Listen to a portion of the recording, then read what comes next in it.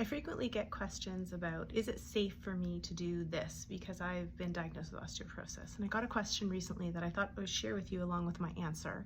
So the question was, I'm an aerialist and I coach people on the silk trapeze aerialist moves, and I was diagnosed with osteoporosis and I was wondering if I should still continue to do them or continue to coach.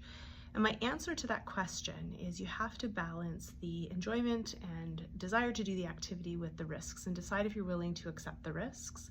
Generally speaking, I advise people to continue to do activities they enjoy doing and modify them if needed to make them safer. So, for example, with an aerialist, the biggest risk would be falls. If you have low bone mineral density, your risk of fracture during a fall is higher than someone who has normal bone density. So is there a way to modify the activity so you're less likely to fall? If you're an experienced aerialist, you probably have a level of skill that's going to reduce your risk of fall. So maybe the risk is not that high and therefore you're willing to accept that small amount of risk.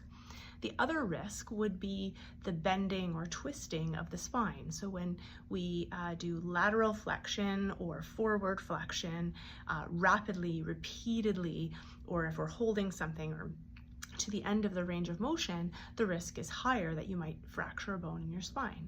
So if you're an experienced aerialist, you might be able to do it with slow and controlled movement so that you reduce that risk. But if you're new to it, maybe it'd be harder to do that. So maybe you don't take up being an aerialist if you've been diagnosed, but maybe if you're experienced, it might be safer. So you have to weigh that level of risk.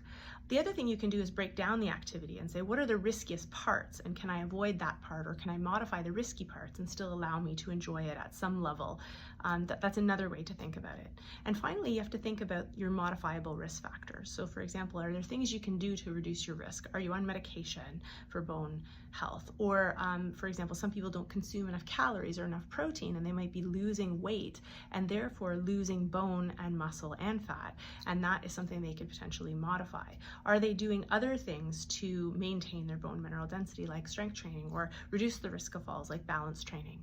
So ultimately, my advice to people is to continue doing things that they enjoy doing for fun or fitness, but do things to try to reduce their risk and decide whether or not they can balance the benefits and the risks.